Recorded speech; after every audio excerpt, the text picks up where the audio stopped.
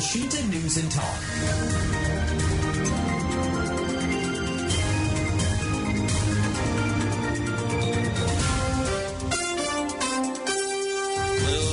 Gubernur Jawa Tengah Ahmad Lutfi mengingatkan para bupati dan wali kota agar tidak dablek atau sulit diberi arahan dalam upaya pencegahan korupsi. Sebelumnya KPK telah melakukan OTT terhadap 5 kepala daerah di Jawa Tengah sepanjang Januari hingga Juli 2026. Gubernur Jawa Tengah juga mengingatkan kepala daerah yang tidak memiliki integritas dapat dicopot oleh pihak yang berwenang.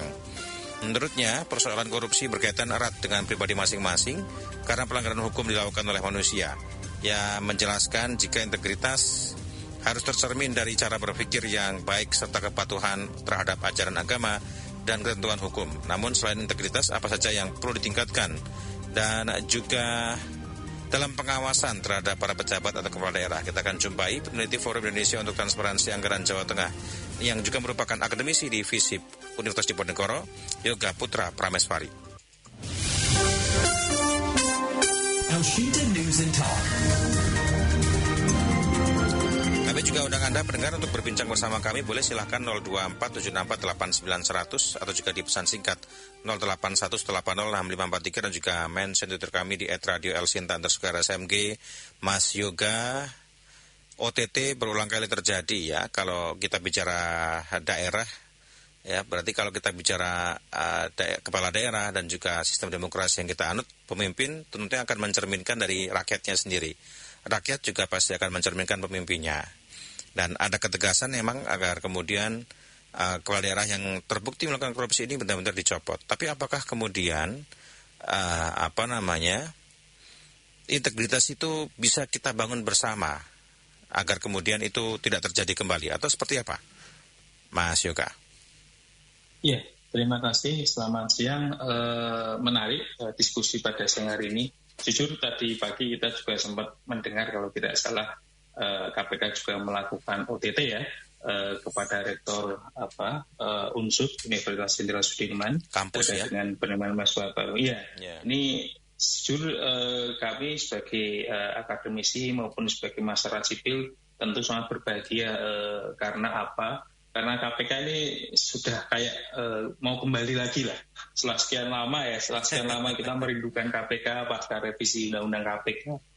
Yeah. Sekarang taringnya sudah mulai menggigit lagi lah kira-kira. Yeah. Nah, menarik sebetulnya topik yang diangkat oleh teman-teman dari Radio Elshinta. Apakah ini dimaknai sebagai apa kira-kira OTT yang OTT korupsi ya yang menyangkut kepala daerah. Kalau saya secara pribadi, saya melihat ini bergembira, bukan karena kemudian ini ada kasus korupsi kok kemudian jadi bergembira, bukan soal itu, tetapi setidaknya ini menjadi stimulus bagi publik untuk kemudian menjadi lebih bersemangat lagi begitu di dalam mengawasi pemerintahan yang ada di tingkat daerah. Kita juga tahu bahwa revisi Undang-Undang KPK di tahun 2019 kalau tidak salah yang kemudian menjadikan KPK dalam tanda kutip ompong ya, dan kemudian publik kemudian sudah tidak punya lagi ekspektasi pada KPK. Hari ini KPK sudah mulai gigitannya sudah mulai oke sekali. Nah, ini tinggal kemudian bagaimana kita bisa mendorong publik untuk bisa melakukan pengawasan secara efektif terhadap pemerintahan.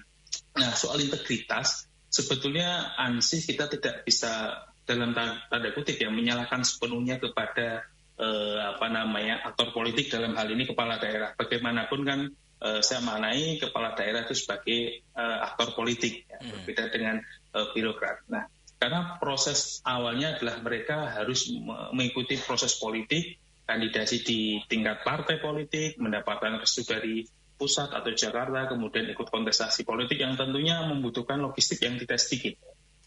Artinya jika mereka sudah membayangkan kalau mau berkontestasi harus punya modalitas sekian dan seterusnya. Nah, inilah sebetulnya yang menjadi concern di teman-teman akademisi maupun masyarakat sipil, bahwa sejatinya itu akar dari semua persoalan korupsi yaitu korupsi politik yang dimulai dari politik itu, dari kontestasi politik itu sendiri. Nah, bagaimanapun biaya atau ongkos politik yang mahal ini juga berkontribusi. Jadi tidak bisa kita bayangkan bahwa ini menjadi persoalan individual bahwa integritas kepala daerah itu harus dijaga betul dan seterusnya. Karena sejatinya sistem di dalam proses politik itu sendiri juga membuat mereka mau tidak mau harus menyiapkan logistik yang banyak. Artinya sebenarnya hari ini para bupati ataupun kepala daerah yang tertangkap itu setidaknya sudah membayangkan dia akan berkontestasi di 5 tahun mendatang. Artinya dia sudah menyiapkan logistiknya. Nah ini sekali lagi ini tidak bisa kita menjadi persoalan bahwa ini hanya integritas dari seseorang. Integritas memang betul, tetapi desain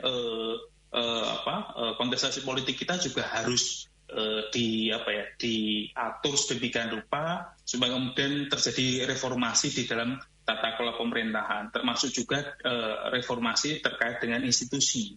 Bagaimana kemudian institusinya harus lebih transparan, akuntabel, desain kontestasi elektoralnya juga harus sekali lagi tidak cenderung bersifat transaksional. Karena transaksionalnya sudah berlapis-lapis nih dari partai politik, kemudian belum lagi nanti ketika musim kampanye mereka juga harus transaksional ya. Karena bagaimanapun hari ini masyarakat juga sudah melihat banyak masyarakat yang sudah katakanlah mulai mau untuk tidak no politik uang, tetapi hari ini faktanya politik uang itu masih begitu mendominasi ya dalam kompetisi atau kontestasi elektoral kita hari ini, terutama di daerah. Baik. Yang harus kita perbaiki adalah tatanan demokrasi kita, atau mungkin barangkali lebih ke tradisi atau bukan tradisi, kebiasaan masyarakat dan juga mindset masyarakat yang sebagian besar barangkali masih mudah untuk menerima uang, kemudian memilih pilihan itu dengan atas dasar motivasinya adalah karena diberikan sesuatu dalam tanda kutip. Itu bisa, kalau akarnya ke situ, merubahnya bagaimana? Karena itu sudah cukup mengakar. Karena kalau saya bahkan sendiri ya, berbicara ke masyarakat di kampung-kampung begitu ya, mereka ketika pemilihan yang penting adalah dapat apa dulu, baru nanti dia akan pilih. Yang paling banyak biasanya yang akan dipilih begitu. Bahkan itu tidak hanya berlaku untuk pemilihan kepala daerah, pilkades misal juga dugaannya begitu. Betul. Saya masuk mungkin yang pertama soal ini dulu ya, soal di korupsi dalam hal ini dalam soal tata kelola pemerintahannya. Okay. Karena sebetulnya kalau saya merefer atau merujuk pada rumus korupsi yang pernah disampaikan oleh Pritkat bahwa korupsi itu terjadi merupakan perpaduan antara monopoli, kemudian diskresi dan dikurangi dengan akuntabilitas. Saya ingin memberi garis bawah pada akuntabilitas dalam hal ini pertanggungjawaban ya. Okay. Artinya hari ini pemerintahan di level daerah berarti akuntabilitasnya masih sangat kurang. Nah, akuntabilitas ini yang kemudian perlu kita dorong secara kelembagaan bahwa masing-masing pemerintah daerah harus secara periodik begitu melaporkan kinerjanya ya dalam hal ini keuangan dan sebagainya kepada publik. Nah, publik ini yang kemudian menyambut dengan melakukan pengawasan. Saya rasa itu bisa dilakukan dalam konteks tata kelola pemerintahannya. Nah, balik lagi ke pertanyaannya tadi, bisa nggak sih kemudian tidak terjadi vote buying dan seterusnya? Hari ini sekali lagi kalau saya melihat dan merefleksikan dalam konteks nasional juga, memang kemudian apakah sejatinya demokrasi hari ini itu harus one man one vote? Saya kepikiran sampai sejauh itu. Ketika saya sempat berdiskusi soal gejolak yang terjadi di tubuh PBNU juga kan, itu juga menjadi keresahan ketika one man one vote ini kemudian justru banyak merusak tatanan yang sebetulnya dulu sudah dibikin dengan sedemikian lebih baik kemudian menjadi transaksional. Nah, one man one vote ini menjadi sangat transaksional apalagi ketika pendidikan atau edukasi masyarakat itu tidak betul-betul clear. Pendidikan politik masih dianggap tabu, ya kan, dan seterusnya. Kemudian mengekspresikan kekecewaan kepada pemerintah juga masih dianggap tabu. Demonstrasi artinya selalu dianggap sebagai sesuatu yang negatif dan seterusnya. Yeah. Artinya politik kewargaan yang ada di masyarakat ini juga belum terbentuk. Nah, selama itu terjadi, saya merasa bahwa one man one vote yang terjadi akan transaksional, yang terjadi akan mendorong terjadinya korupsi. Nah, saya kemudian berpikir, jangan-jangan memang saya merefleksikan ya dengan pemerintahan hari ini banyak kemudian kebijakan-kebijakan yang diambil yang serampangan, tidak matang dengan alasan bahwa ini sudah jadi janji politik dan seterusnya. Tetapi salah satu program kebanggaan dari presiden kita kemarin, korupsi besar-besaran juga kan kemarin, yang hari ini berapa ratus triliun itu ya kira-kira. Artinya apa? Sekali lagi, memang ini saya melihat ada desain nggak serius begitu di dalam mendorong edukasi, kemudian pendidikan politik begitu, dan kemudian politik kewargaan yang dibangun embedded antara publik dengan negara itu nggak ada di dalam institusi pendidikan kita. Yang terjadi apa yang kemudian orang-orang berpikir, ya saya ambil praktisnya aja daripada kemudian saya coba punya integritas, punya idealisme, ya memilih sosok dan seterusnya nggak dapat apa-apa, ya mending saya langsung dapat aja, misalkan ya dapat berapa ratus ribu begitu.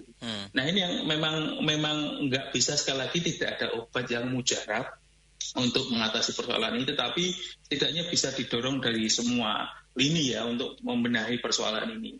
Misalkan kita ngomongin soal desain politik elektoralnya ya.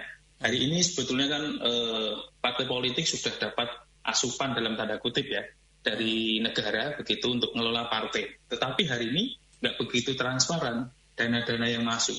Tidak kan, itu sebenarnya desainnya seperti Amerika. Cukong atau siapapun pengusaha boleh begitu untuk kemudian mendanai partai. Tetapi hari ini di Indonesia itu diterapkan juga nggak bisa benar-benar real. Nama-nama kalau mau dibuka pasti nggak ada nama-nama besar itu. Padahal faktanya ada. Padahal itu paling titik pertama di situ. Sebetulnya dengan adanya anggaran dari negara kepada partai, setidaknya partai ini nggak ngawur gitu. Dalam artian punya klik dengan pengusaha, punya deal-dealan dengan pengusaha yang kemudian akhirnya ketika si kandidat ini jadi, kemudian terjadi di bawah meja kebijakan-kebijakan yang kemudian lebih memprioritaskan pengusaha dibanding dengan rakyat. Nah itu bisa kemudian didesain seperti itu. Di level masyarakat, mau tidak mau kita harus dorong masyarakat untuk lebih kritis, ya kan, untuk lebih berpartisipasi.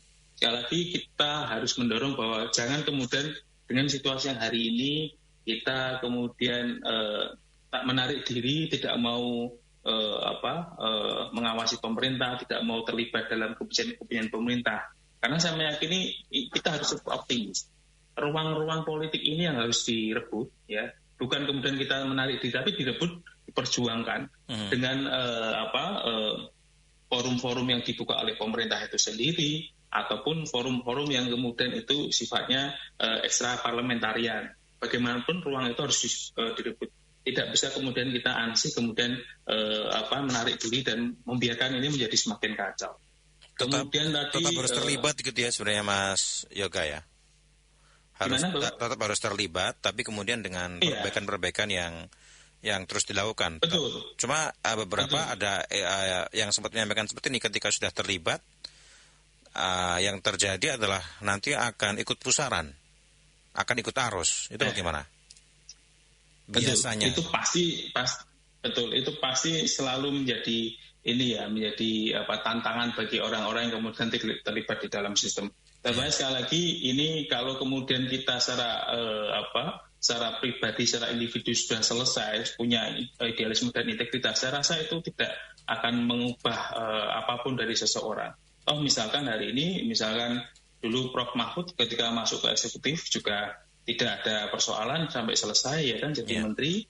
Kemudian banyak lagi yang kemudian bisa. Sekali lagi itu kalau kita secara pribadi clear secara integritas, saya rasa kemudian ketika kita mau masuk sistem itu saya rasa juga tidak akan menjadi masalah. Sebenarnya tinggal kembali lagi kita sebagai individu ya, sebagai bagian dari negara ini itu harus melihat secara optimis Indonesia dengan berbagai perbaikan yang ada. Kita harus berkontribusi tanpa kemudian kita jangan-jangan nanti kalau kita masuk sistem kita kena. Sekali itu kan ada kekhawatiran ya. Selama kita tegas dengan hal-hal yang sifatnya transaksional enggak dan seterusnya, menghindari konflik kepentingan, saya rasa itu tidak akan menjadi ini. Dan sekali lagi ini juga seringkali teman-teman yang terlibat memasuki legislatif, eksekutif, biasanya itu selain ada kekhawatiran itu ketidakmampuan memahami administratif. Ini yang agak berbeda. Sehingga sekali lagi di Indonesia beberapa bulan atau 1 tahun terakhir kan ketemu dengan kasus-kasus yang sifatnya itu maladministrasi kemudian ditarik ke ke korupsi. Misalkan kasus yang misalkan kasusnya Nadiem atau kemudian kasusnya yang ASDP itu, yang BUMN itu, yang beli kapal dan seterusnya. Nah ini yang kemudian ini harus benar-benar harus bisa dipisahkan soal ini korupsi atau ini maladministratif. Kalau kemudian semua ditarik ke ranah korupsi tanpa kemudian memberikan batasan yang jelas, saya meyakini bahkan nanti akan banyak yang kemudian terkena kasus korupsi. Nah ini harus pembatasan ini harus jelas. Gitu saya rasa. Peran ombudsman juga barangkali bisa dioptimalkan ya dalam rangka untuk mencegah adanya maladministrasi. Dan sebenarnya kan Betul. Di sisi lain juga ada kawasan-kawasan anti korupsi di Pemda-Pemda itu. Dan ternyata sepertinya tidak berfungsi optimal, Pak. Mas Yoga. Betul, ya. Sekali lagi hari ini bagaimanapun memang terlalu banyak gimmick di dalam hemat saya. Zona-zona integritas dan seterusnya. Tetapi bagaimanapun kita tetap apresiasi sih Pak bahwa itu menjadi komitmen ya. Kalau kemudian memang masih ada kekurangan, masih belum optimal ya kita harus perbaiki dengan kemudian mencoba mengoptimalkan zona-zona zona-zona integritas, kawasan yang anti korupsi itu tetap harus kita apresiasi. Kita harus tetap sebagai publik yang jauh lebih penting adalah bagaimana kemudian masyarakat ini paham persoalan korupsi, persoalan maladministrasi, dan kemudian dia memahami posisi dia sebagai dalam tanda kutip pemilik dari negara ini. Pemerintah kan hari ini kan sebenarnya kan adalah titipan dari kita semua yang kita titipkan per 5 tahun itu kan. Artinya ya uang yang dikorupsi itu uang kita.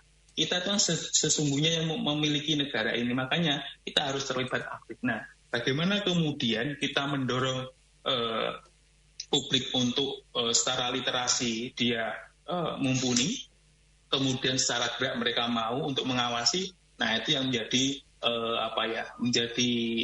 peluang dan tantangan bagi kita semua. Bagaimana memahamkan mereka soal ini praktik korupsi dan bagaimana melaporkannya, bagaimana kemudian kita tahu bahwa kita harus bergerak untuk ini di level-level yang lebih ringan pun. Karena bagi saya hal-hal kecil itu kalau kemudian kita tata dengan baik pasti akan punya dampak yang luar biasa besar. Nah pertanyaannya tadi bagaimana mendorong publik untuk mau, itu yang jadi tantangan kita bersama. Oke, baik. Saya bacakan beberapa pesan singkat yang masuk kepada kami ya. Semisal ada pendapat yang menyampaikan dari Pak Toto di Semarang yang berpendapat, saya kira demokrasi sistemnya sudah bagus. Yang buruk adalah manusianya. Manusianya sudah tidak taat lagi pada nilai dan norma yang ada, sehingga mudah sekali untuk melakukan kecurangan seperti money politik dan lain sebagainya. Ada pendapat lain yang ditanggapi oleh Pak Dhani yang berpendapat seperti ini. Saya kira kebobrokan sistem kita tidak hanya di level pejabat, tapi juga di level penyelenggara. KPU, Bawaslu sama saja. Di sana juga diduga terjadi jual beli. Ada pendapat lagi kami bacakan dari Pak Ikhlas ya, yang berpendapat kepada El Sinta Semarang seperti ini. Kejadian-kejadian OTT itu berangkat dari amplop-amplop yang bertebaran ketika pemilu.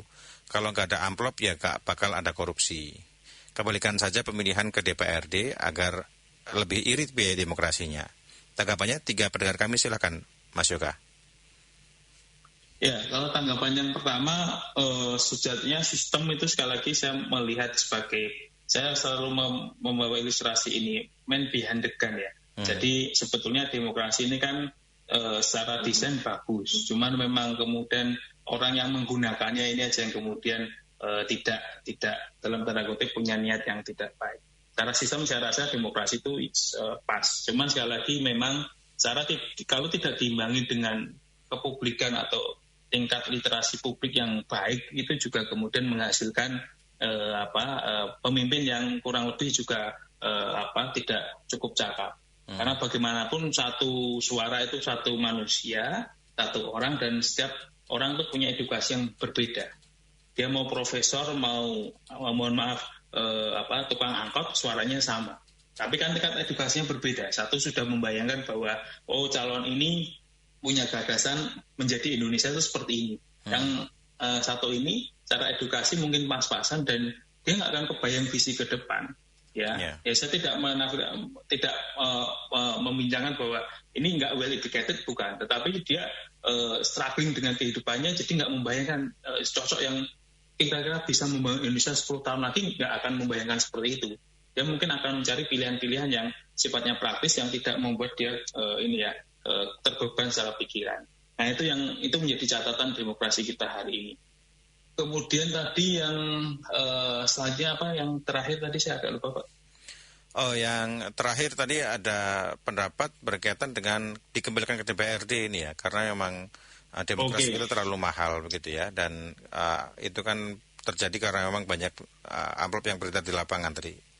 Sepertinya itu ya, dari Pak Dika, Pak Dhani kalau tidak salah tadi menyampaikan. Silakan.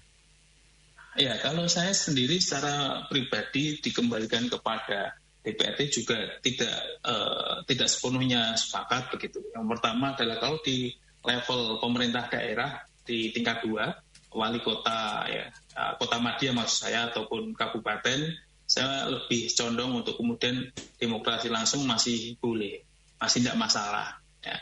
Cuman kemarin ketika saya diminta oleh Bappenas datang ke Semarang, saya lupa Dirjen Keuangan Fiskal atau apalah ya, kemarin diminta untuk memberikan masukan terkait dengan revisi Undang-Undang 23 tahun 2014 tentang pemerintah daerah. Nah, di situ saya tekankan bahwa kalau dalam konteks provinsi saya sepakat untuk itu tidak demokrasi langsung.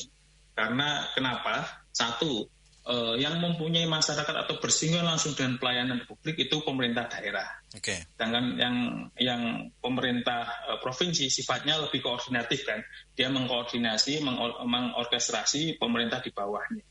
Ya itu yang pertama. Yang kedua itu secara kos politik bisa lebih menekan. Jadi kalau sekarang misalkan Jawa Tengah ada berapa kabupaten kota, kos politiknya seperti apa kira-kira, pasti besar sekali kan. Nah, itu juga menjadi pertimbangan. Yang ketiga, saya melihat fungsi dari provinsi dan kabupaten kota agak berbeda. Di satu sisi, tugas-tugas yang ada di provinsi itu sifatnya dekonsentrasi dari pemerintah pusat. Sehingga saya rasa malah justru saya memberikan masukan waktu itu, kenapa tidak pemilihan gubernur itu ada di tingkat nasional saja? Semacam diberikan orang-orang yang qualified yang ditempatkan selevel dengan mungkin wakil menteri misalkan sebagai kepanjangan tangan dari pemerintah pusat. Karena seringkali pemerintah daerah dalam hal ini provinsi seringkali kebijakan yang diambil dengan pusat seringkali berbeda. Padahal dia bagaimanapun punya koordinasi dengan pusat.